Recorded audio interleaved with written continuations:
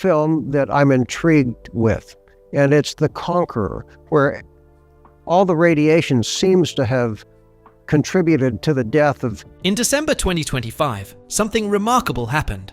Teton Ridge Entertainment acquired the exclusive life rights to John Wayne, gaining access to his private archives filled with letters, journals, photos, and home videos that had been sealed for decades.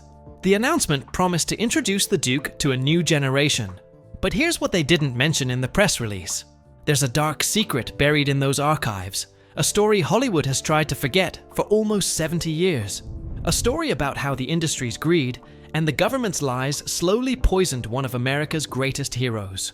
John Wayne didn't just die from cancer in 1979, he was killed by Hollywood, and the evidence has been hiding in plain sight all along. Let's go back to where this nightmare really began.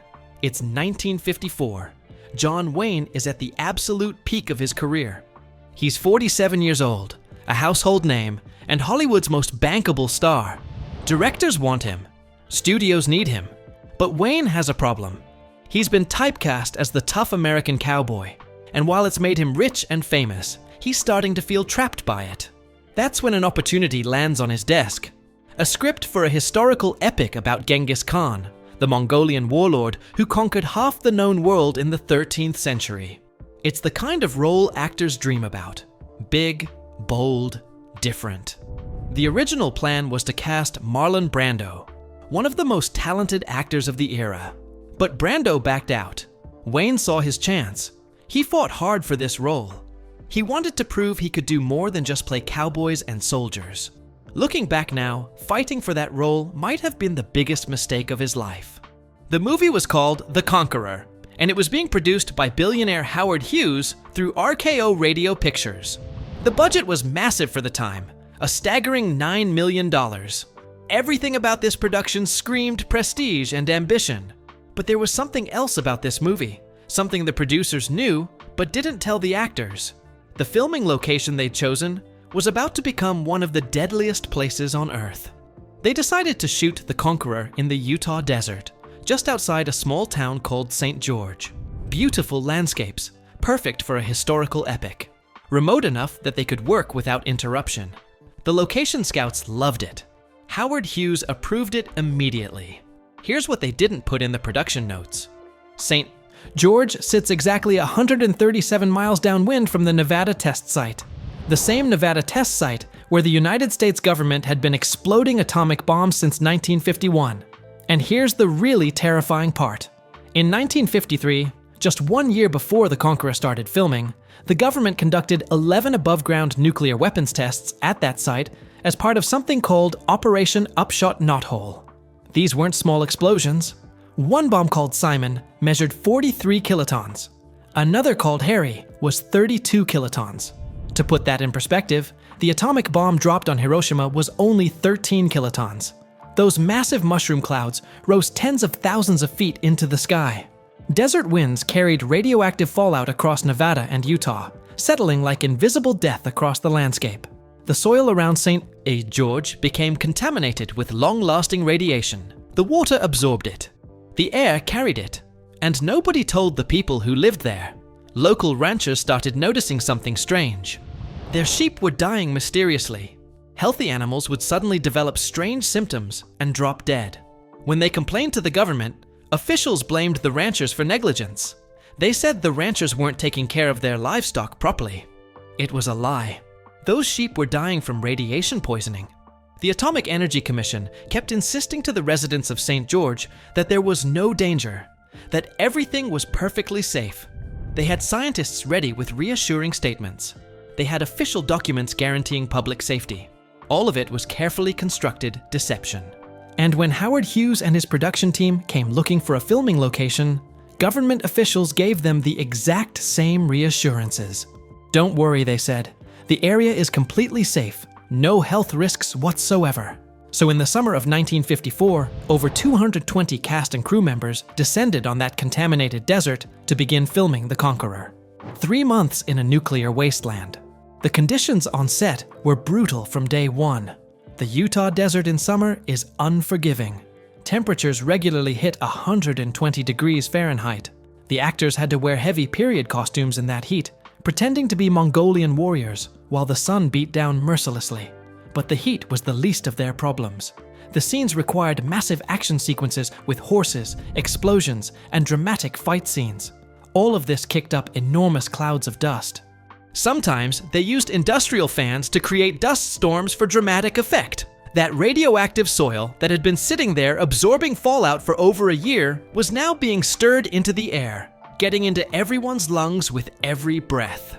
At the end of each day, the actors were so covered in dirt that they had to be hosed down before they could even remove their costumes. They were literally washing radioactive dust off their bodies.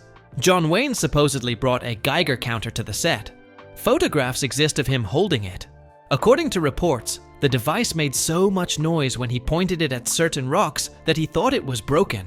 It wasn't broken. It was detecting lethal levels of radiation. For 3 months, the cast and crew worked in that toxic environment. They breathed the contaminated air. They drank the contaminated water. They touched the contaminated soil. Some of them, including Wayne's own sons Patrick and Michael, who visited the set, played with Geiger counters around the radioactive rocks like they were toys. Writer Oscar Millard, who was on set, later said the production was a disaster in multiple ways. The company had almost been wiped out by a flash flood early in filming. Wayne had reportedly been drunk for 3 days straight at one point. Not that it mattered much to his performance, Millard noted dryly, but none of that mattered to Howard Hughes. He was obsessed with making this movie perfect, with capturing every detail exactly right. And that obsession led him to do something absolutely insane. When filming in Utah wrapped, Hughes wasn't satisfied with some of the shots. He wanted to do interior scenes and reshoots back in Hollywood, but he was worried about continuity. The dirt in the Hollywood studio wouldn't match the dirt from the Utah desert. So Howard Hughes made a decision that would haunt him for the rest of his life. He ordered his crew to transport 60 tons of soil from the filming location in Utah back to the RKO Pictures soundstage in Hollywood. 60 tons of radioactive dirt. They loaded it onto trucks and hauled it across state lines. Then they spread it around the Hollywood soundstage so the actors could walk on it, roll in it, and interact with it during interior filming. Every grain of that soil was contaminated with nuclear fallout. The cast and crew who thought they'd escaped the dangerous location when they returned to California were now working in a studio full of the same radioactive material. Hughes and director Dick Powell knew about the nuclear testing. They knew the site had been used for atomic bomb experiments. They'd received those reassurances from the Atomic Energy Commission. Sure, but they weren't stupid. They could see the Geiger counter readings. They chose to continue filming anyway. The movie finally wrapped in late 1954. Everyone went home. The cast and crew moved on to other projects. John Wayne continued his march through Hollywood, making one Western after another. And then people started getting sick. The death count begins. It started quietly at first. Just a case here and there, random enough that nobody connected the dots immediately. In 1960, 6 years after filming wrapped, actor Pedro Armendariz was diagnosed with terminal kidney cancer. The diagnosis was devastating. Rather than suffer through the final stages of the disease, Armendariz took his own life in 1963. He was one of the first casualties. That same year, director Dick Powell died from lymphatic cancer. He was only 53 years old. Powell's widow, actress June Allison, later told Larry King in a 2001 interview that his death was caused by lung cancer from chain smoking. But Powell had developed lymphoma, a cancer strongly associated with radiation exposure. 1975 was a particularly dark year. Susan Hayward, the film's leading lady and one of Hollywood's brightest stars, died of brain cancer. She was only 57 years old, but brain cancer wasn't her first diagnosis. Over the years, she'd been diagnosed with skin cancer, breast cancer, and uterine cancer. 4 different types of cancer in one person. That same year, actress Agnes Moorehead died from uterine cancer at age 74. And then there was John Wayne himself. In 1964, 10 years after making The Conqueror, Wayne was diagnosed with lung cancer. Doctors had to remove his entire left lung and 2 ribs to save his life. The surgery had only a 50% chance of success, but Wayne survived. He lived cancer-free for 5 years. Then, in 1979, the cancer came back, this time in his stomach. Wayne tried experimental treatments. He fought with everything he had. But on June 11, 1979, at age 72, John Wayne died from stomach cancer. Wayne himself blamed his 6-pack-a-day cigarette habit for the cancer. His wife Pilar agreed. They refused to believe it had anything to do with the conqueror. But the statistics told a very different story. In 1980, People magazine published an investigation that sent shockwaves through Hollywood. They'd done the math, and the numbers were absolutely terrifying. Of the 220 cast and crew members who worked on the Conqueror, 91 had developed cancer at some point in their lives. That's a cancer rate of 41%. Of those 91 cases, 46 people had died from the disease. That's 21% of everyone who worked on the film. And these numbers didn't even include the roughly 300 Native American Paiute extras who played Tartar horsemen in the movie, or the family members who visited the set, like Wayne's sons. Dr. Robert Pendleton, a professor of biology at the University of Utah, reviewed the data. His assessment was chilling. With these numbers, this case could qualify as an epidemic, he told People. The connection between fallout radiation and cancer in individual cases has been practically impossible to prove conclusively. But in a group this size, you'd expect only 30-some cancers to develop. With 91 cancer cases, I think the tie-in to their exposure on the set of The Conqueror would hold up in a court of law. Think about that for a moment. In a normal population of 220 people, you'd expect maybe 30 to develop cancer over their lifetimes. The cast and crew of The Conqueror had 91 cases, 3 times the expected rate. This wasn't bad luck. This wasn't coincidence. This was an epidemic caused by radiation exposure. Hollywood tried to explain it away. They pointed to smoking habits. It's true that many actors in the 1950s were heavy smokers. John Wayne himself smoked between 3 and 6 packs of cigarettes a day. But smoking doesn't explain why so many people developed such diverse types of cancer. It doesn't explain why younger, healthier cast members who didn't smoke also got sick. And it definitely doesn't explain what happened to Wayne's sons. Patrick and Michael Wayne, who were just kids when they visited their father on set in 1954, both developed benign tumors years later that required surgical removal. They'd been on that contaminated set for maybe a few days, playing around with Geiger counters and radioactive rocks.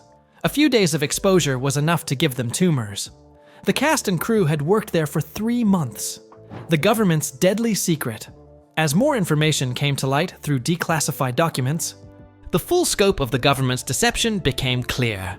The Atomic Energy Commission had known the area around St. George was contaminated. They had the data. They'd conducted their own measurements. But they made a calculated decision to lie to the public about it. Why? Because admitting the danger would have meant admitting that their nuclear testing program was killing American citizens on American soil. It would have created a public relations nightmare. So they covered it up. They told residents everything was fine. They blamed dead sheep on negligent ranchers. They gave Howard Hughes and his production company the green light to film in a radioactive wasteland. And when people started dying, they stayed silent. It wasn't until 1990 that President George H.W. Bush signed the Radiation Exposure Compensation Act into law. This legislation finally acknowledged what the government had done and provided compensation between $50,000 and $100,000 to people who'd been affected by nuclear fallout. Too little, too late for most of the Conqueror's victims. Modern research has shown that the soil in some areas around St. George remained dangerously contaminated until 2007. That's 50 years after the testing ended. The radioactive isotopes in that dirt had incredibly long half-lives, meaning they continued emitting deadly radiation for decades. Everyone who worked on the Conqueror in 1954 was exposed to levels of radiation that we now know can cause cancer, birth defects, and a host of other health problems. The government knew it at the time. The producers suspected it. But nobody stopped the production. Howard Hughes lived with the consequences of his decisions for the rest of his life. And according to people close to him, that guilt destroyed him. In the early 1970s, as more and more cast and crew members were dying, Hughes began to spiral. He became increasingly reclusive, paranoid, and obsessive-compulsive. Those who worked for him said he was haunted by what happened on the Conqueror. He made a decision that seemed bizarre at the time, but makes perfect sense when you understand the guilt he was carrying. Hughes spent $12 million to buy every existing print of The Conqueror, every single copy. He pulled the film from circulation completely. Then he locked himself away in hotel suites and reportedly watched The Conqueror on a loop, over and over again, until his death in 1976. The movie became his personal purgatory, a constant reminder of the people he'd killed through his negligence and ambition. Apparently, Hughes told people that choosing the St. George filming location was the worst mistake of his life. He felt, in his own words, guilty as hell about the production. But feeling guilty didn't bring anyone back. It didn't cure their cancers. It didn't undo the damage. The movie itself was a massive box office failure. It made only $4.5 million against its $9 million budget. Critics called it one of the worst films of 1956. John Wayne himself visibly shuddered whenever anyone mentioned the film's name. According to his biographer, Wayne once said the moral of The Conqueror was not to make an ass of yourself trying to play parts you're not suited for. He was miscast as Genghis Khan. The dialogue was ridiculous. The production was a disaster from start to finish, and it killed people. All for a movie that bombed. Here's what's really disturbing. Nobody was ever held accountable for what happened. Howard Hughes wasn't prosecuted. Dick Powell wasn't charged. RKO Radio Pictures faced no consequences. The government officials who lied about the safety of the area were never punished. No lawsuits, no criminal charges, no justice for the victims. The Radiation Exposure Compensation Act that passed in 1990 provided some financial compensation, but it expired recently. The documentary The Conqueror, Hollywood Fallout, which tells the full story of the affected downwinder community in St. George, was released in 2024, partly because that federal compensation for radiation exposure was on the line. People are still fighting for recognition and support 70 years after the fact, and Hollywood mostly pretended it never happened. For decades, The Conqueror was a footnote, a bad movie that people forgot. The cancer epidemic was dismissed as coincidence or blamed entirely on smoking. It wasn't until the 1980s that the truth really started coming out, when investigative journalists began connecting the dots and declassified government documents revealed the extent of the contamination. But by then, most of the victims were already dead. The story of The Conqueror isn't just about John Wayne or Hollywood. It's about a government that prioritized nuclear weapons development over the health and safety of its own citizens. Over 100 nuclear bombs were detonated at the Nevada test site between 1951 and 1962, most of them above ground. Each explosion sent radioactive fallout drifting across the American Southwest, contaminating soil, water, and air. The people living downwind, called downwinders, had no idea they were being slowly poisoned. Children played in radioactive dust. Families drank contaminated water. Communities built their lives on poisoned land. And the government knew. They had detailed information about fallout patterns, contamination levels, and health risks. They chose to keep testing anyway. The cast and crew of The Conqueror were just the most visible victims because they were famous. But thousands of regular Americans were exposed to the same radiation. Many of them developed cancer. Many of them died. Those Native American extras who played Tartar horsemen in the movie, their cancer rates weren't even included in the official statistics. The government didn't bother tracking what happened to them. Think about that. The people who were already living on that contaminated land, who had no choice about their exposure, were completely ignored when it came time to count the victims. What John Wayne never knew. John Wayne died believing his cancer was caused by cigarettes. His wife stood by that explanation. Even when friends tried to convince him that the Conqueror had poisoned him, he refused to accept it. Maybe it was easier that way. Maybe admitting the truth would have been too painful. Maybe he couldn't handle knowing that his ambition to prove he could play different roles had led him to spend 3 months working in a nuclear wasteland. Or maybe he just couldn't believe that his own government, the America he'd spent his entire career celebrating in his films, would lie to him about something so deadly. Wayne was the ultimate patriot in his movies. He played soldiers, cowboys, and heroes who embodied American values. He believed in the country he was portraying on screen, and that country poisoned him.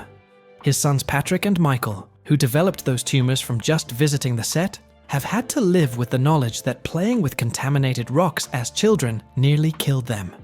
They watched their father die from cancer while Hollywood whispered about the Conqueror, but did nothing to help the victims or prevent it from happening again.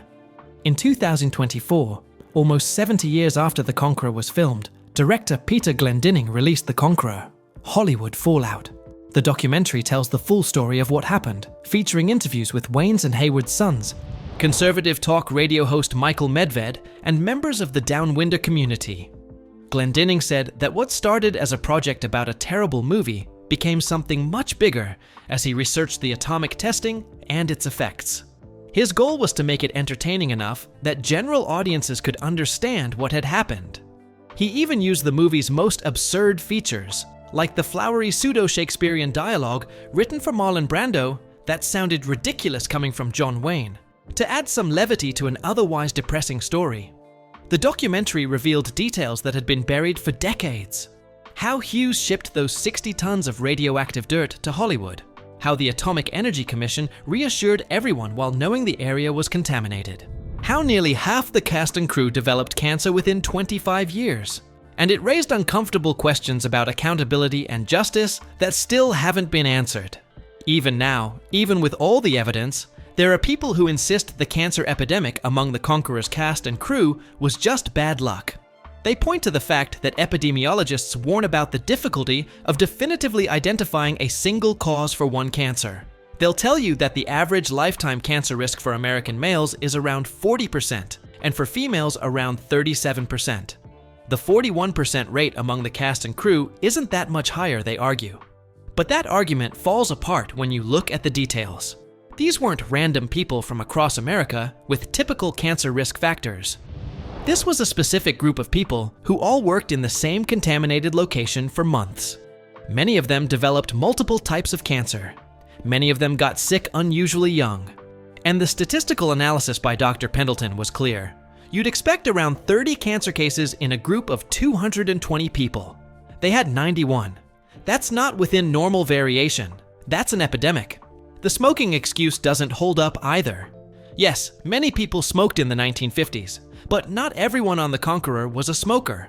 And smoking primarily causes lung cancer, not the diverse array of cancers that appeared among the cast and crew. Plus, Wayne's sons didn't smoke. They were children when they were exposed. They still developed tumors. Hollywood has never officially acknowledged what happened. There's been no apology, no memorial, no recognition of the victims. The industry just moved on, but the families of those who died haven't forgotten. The Downwinder communities haven't forgotten, and the story refuses to stay buried. The John Wayne Renaissance.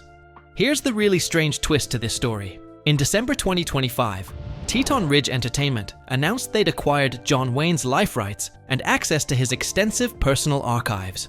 They're planning films and TV shows about his life, both scripted and documentary. Ethan Wayne, John's son, will executive produce. In the announcement, he said that losing his father at age 17 meant missing out on having a strong father figure in his life. This project gives him a chance to look deeper into the characters Wayne portrayed and the man he was off-screen. The press release talks about introducing John Wayne to a new generation, about celebrating his enduring legacy, about exploring masculinity, integrity, and genuine kindness. All of that might be true. But will they tell the whole story? Will they talk about how Hollywood poisoned him? Will they acknowledge the Conqueror and what it did to him and dozens of others? Or will they do what Hollywood has always done and focus on the myth instead of the reality? Meanwhile, streaming services are making Wayne's classic films available to new audiences. FMC announced in December 2025 that the John Wayne Friday Night feature will return to their network starting January 2026, showing 43 of his films throughout the year. People are rediscovering his work, celebrating his performances, talking about his impact on cinema. But nobody's talking about how the industry killed him. The story of the Conqueror raises fundamental questions that we still haven't answered. How can a government conduct nuclear testing that poisons its own citizens and face no consequences? The Atomic Energy Commission lied repeatedly about the safety of the Nevada test site area. They knew people were being exposed to dangerous levels of radiation. They covered it up and kept testing. Where's the accountability? How can a major studio put hundreds of people in a contaminated location, then ship radioactive material across state lines to continue exposure in Hollywood and face no legal repercussions? RKO Radio Pictures knew about the nuclear testing. Howard Hughes knew. They proceeded anyway. Where's the justice? And how can an industry that profited from these people's work, that built an empire partly on John Wayne's star power, just walk away when that same work killed him and so many others? Where's the responsibility? These questions matter because this isn't ancient history.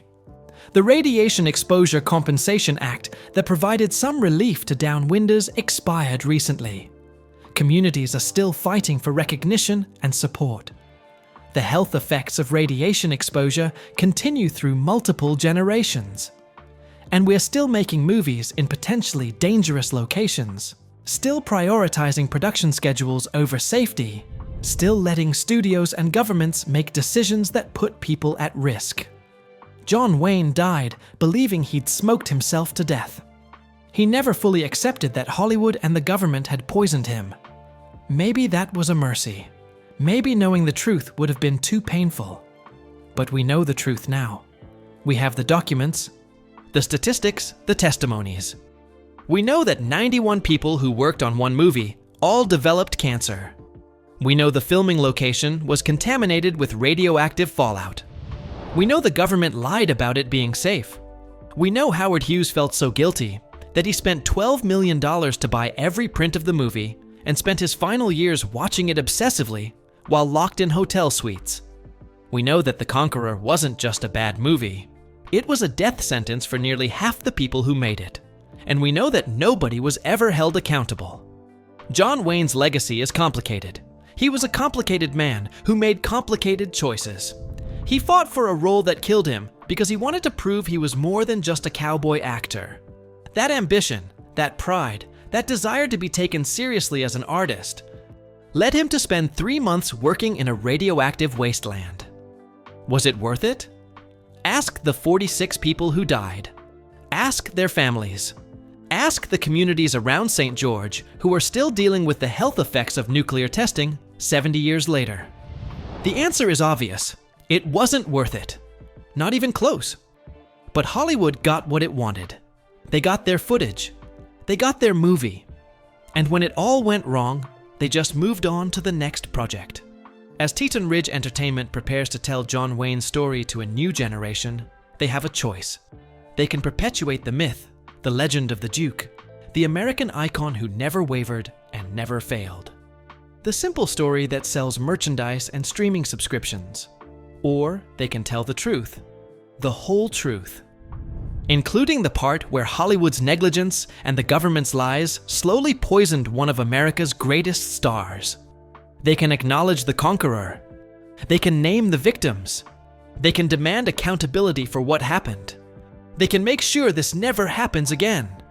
The archives they've acquired contain John Wayne's personal letters and journals. What did he write about the conqueror? What did he know about the radiation exposure? What did he think about the friends and colleagues who were dying from cancer around him? Those documents could reveal the full story, the uncomfortable truth that Hollywood has spent decades trying to forget. Will Teton Ridge Entertainment have the courage to release them? Or will they cherry-pick the material that supports the legend and bury the rest? Time will tell. But one thing is certain. The story of how Hollywood poisoned John Wayne deserves to be told. The victims of the Conqueror deserve to be remembered. And the people responsible for putting 220 cast and crew members in a radioactive wasteland deserve to be held accountable, even if that accountability comes 70 years too late. John Wayne once said he believed in white supremacy. He made controversial statements that haunt his legacy. He played roles that glorified a version of American history that erased Native American suffering. His politics were complicated. His personal life was messy. But he didn't deserve to be poisoned by the industry he helped build. None of them did. Susan Hayward, Pedro Armendariz, Dick Powell, Agnes Moorehead, the 87 other people who developed cancer, and the 42 others who died alongside Wayne. They all deserved better than to be sacrificed for a movie that bombed at the box office and became a punchline in film history. They deserved honesty from their government about the dangers they were facing. They deserved protection from studios that prioritized profits over safety. They deserved justice when it all went horribly wrong. So what do you think? Should Hollywood finally acknowledge what happened to John Wayne and the cast of The Conqueror? Or is it too late for accountability? Drop your thoughts in the comments below. If this story shocked you, smash that like button and subscribe so you don't miss our next video. Speaking of which, you need to see what happened when Hollywood tried to take down another legend. Click on that video on your screen right now to watch how Hollywood tried to cancel Clint Eastwood but failed miserably. Trust me, that story is just as wild as this one.